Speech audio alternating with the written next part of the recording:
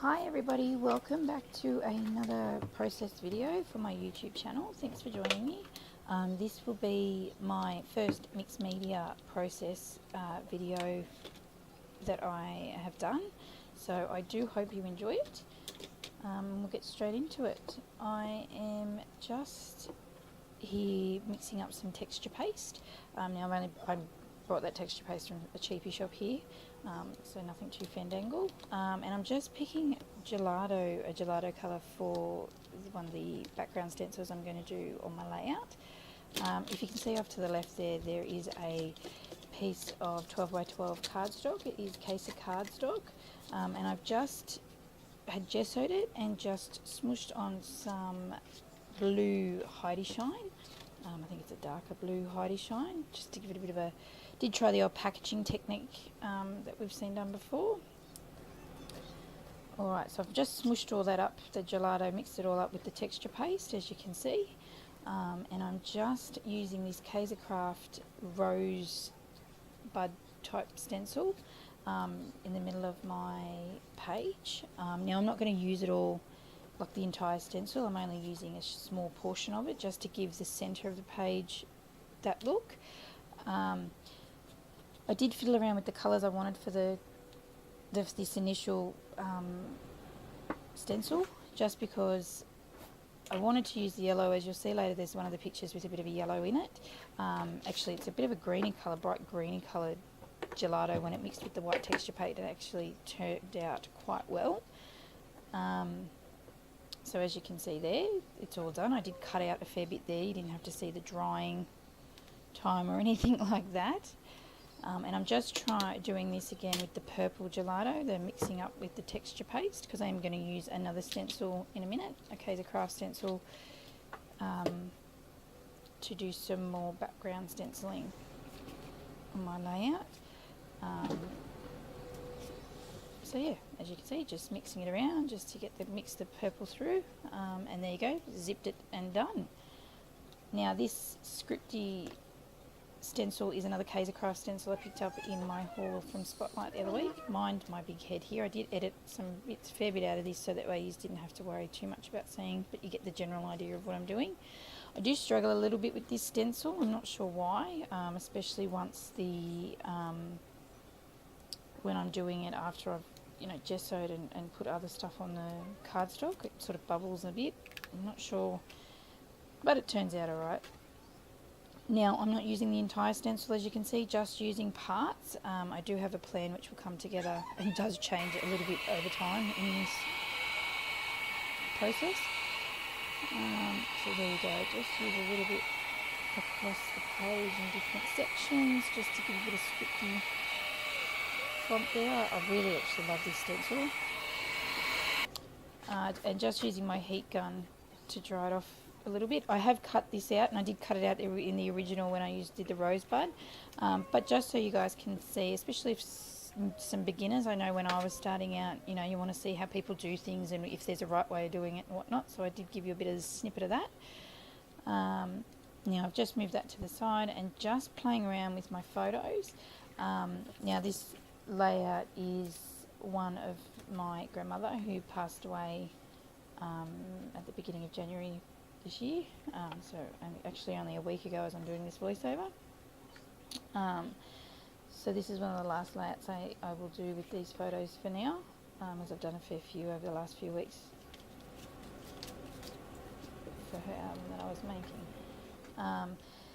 So my plan with this was, now this has taken a couple of nights to come together, just because I have fiddled around with what I wanted. I wanted to use some scraps from the Kitaholic Kits December kit, which is what you'll see me play with. This little watercolour card that you can see here is a Heidi Swap one that I got a long time ago, and I never used them, and I was like, right, I'm going to use this for something. As you can see, I'm fiddling around with the scrap, and there's the photo with the yellow shirt of me with my grandmother. There's a tag, this tag here, it says something, I think we were on a special journey called Life or something. I wanted to use that on this layout as well, and I definitely wanted to use this Lucky as my title. Originally I wasn't sure, I just wanted to use it because I guess I feel lucky that she was my grandmother. And so yeah, the title becomes How Lucky Am I? And that acetate word is an Heidi Swap one that came in the pack from the December Kitaholic kits as well. And I haven't used many of them, so again it was just a bit of a, almost like a bit of a grab stash kind of layout. I was like, right, I want to use these bits and pieces, and I'd found some things when I was all reorganising my stash on the weekend that I hadn't used, and yeah, so I do take forever with this fiddling around, so I have again edited a bit out where I play around with the layout of the photos and the embellishments and, you know, whatnot. I'm generally indecisive by nature, but yeah.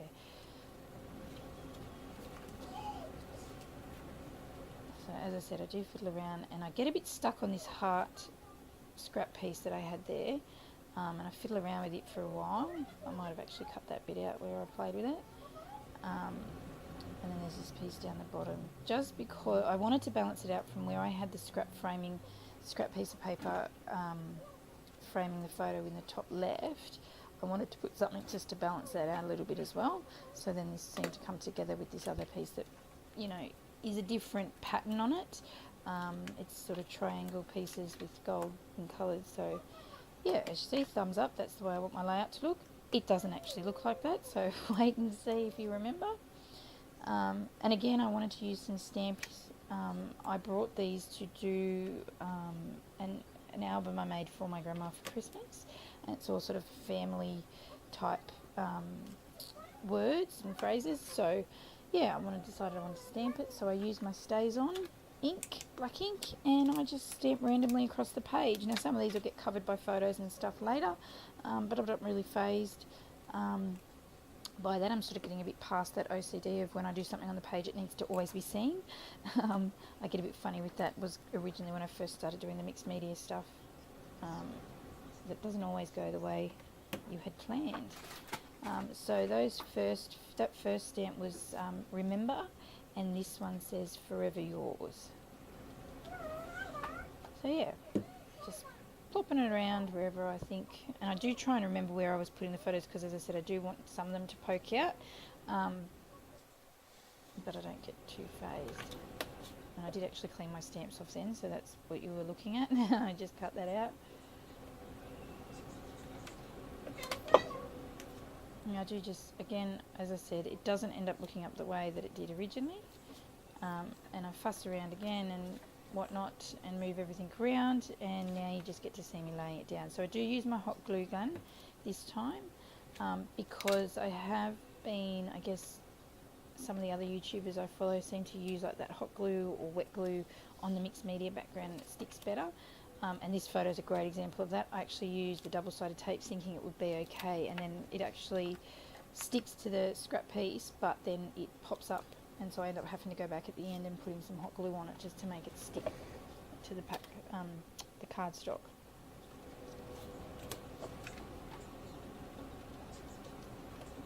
So I hope everyone has been going okay, and those of us that are in Australia aren't melting too much at the moment. It's so hot, it's just ridiculous, and that we are enjoying a break. And those of us that aren't, and that are in other parts of the world, I hope you're all doing okay as well, and are getting in some great scrappy time.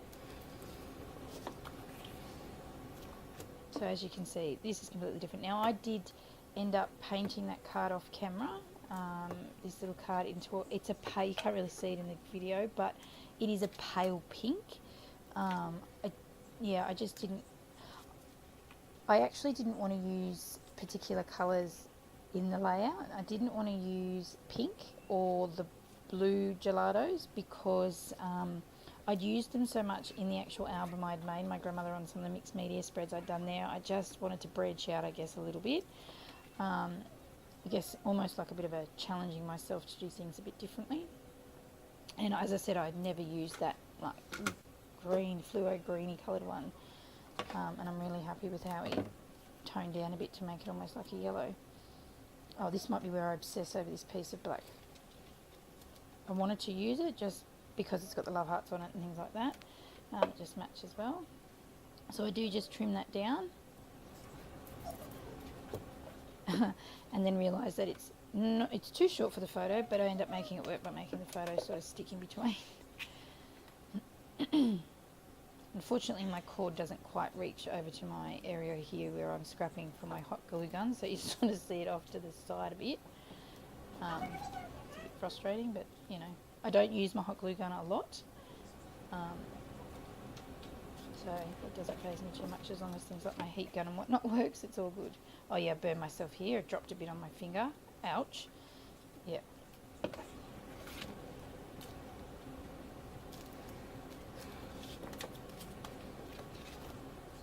So yeah, as you can see, I do fiddle around, and yeah, as I said, I had to place the hot glue because it just kept popping up.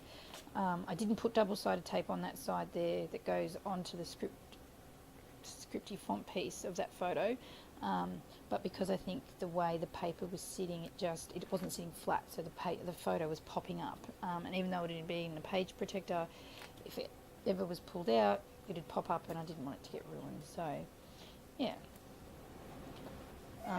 As I said in the beginning, I did know what I wanted as the title for this layout, and because I changed my mind, I had to change my mind on how I was going to place things on the paper or on the cardstock.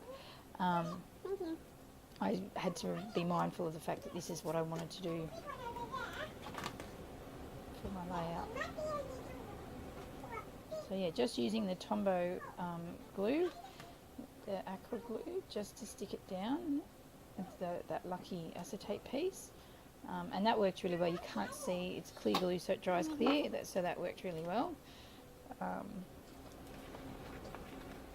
And I have to admit, it whilst, you know, once I started to get towards this part of the process, I sort of went, oh, did I do this the way I wanted it to? And now I've looked at it more and more, and I put it in the album earlier actually. I was like, yeah, no, it's out of my zone with colours and things like that, so you know, it's always nice to have a bit of a challenge. So as I said, my title for this is How Lucky Am I? Because, you know, I consider myself to be lucky. And here comes my little fingers, my little 3-year-old assistant. She's quite gorgeous. She's a bit cheeky, and she very much loves much loves scrapbooking, and she tries to get into it with me. And she's particularly fascinated when I make a big mess.